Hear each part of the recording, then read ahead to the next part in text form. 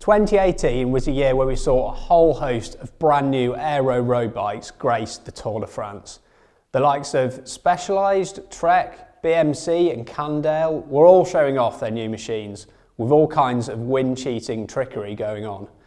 And then you had poor old Team Dimension Data, more specifically Mark Cavendish, one of the most successful sprinters all time, riding Cervelo's S5, which was first launched way back in 2014. Now, admittedly, that's not really that long ago, and that version is still one hell of a bike.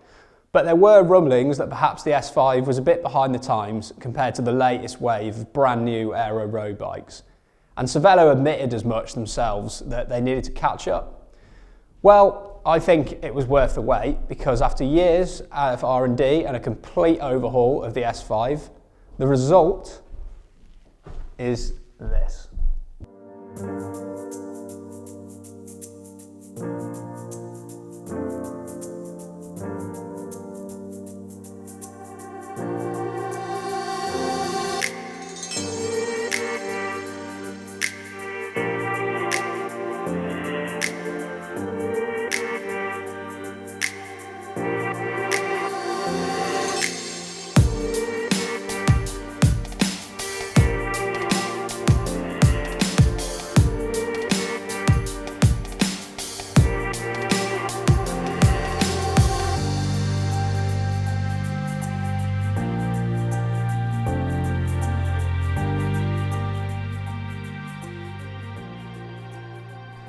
Now, if you've been following the World Tour team bike merry-go-round recently, you'll know that Cav won't actually get to ride this bike in 2019.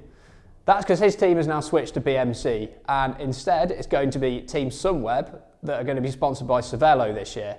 And I think he may be a little bit jealous, because this really is a stunning bike. Cervelo's mantra with their flagship aero road and time trial bikes has long been simply faster. But the new S5, they say, now encapsulates the concept of beyond faster. By this, they mean that the bike has to perform outside of the wind tunnel in real-world conditions to make you faster on it. That means more comfort, more stability, and just a better all-round ride quality. And that's exactly what they say the new S5 delivers. Being as it's easily the most noticeable part of the bike, let's start with talking about this eye-catching front end. The integrated V-shape riser stem is patent pending and completely unique to Cervelo. The official name for it is the CS28. So the reason for abandoning a traditional stem in favour of this is purely for aerodynamic gains, and Cervelo say the V-shape is creating a smoother airflow and steadier airflow due to its clean integration with the top tube. There's no cables or wires on show at all here. Everything's very carefully concealed within the cockpit. And you've also got attachment points covered up by these little rubber bungs on the top here, which makes it even cleaner.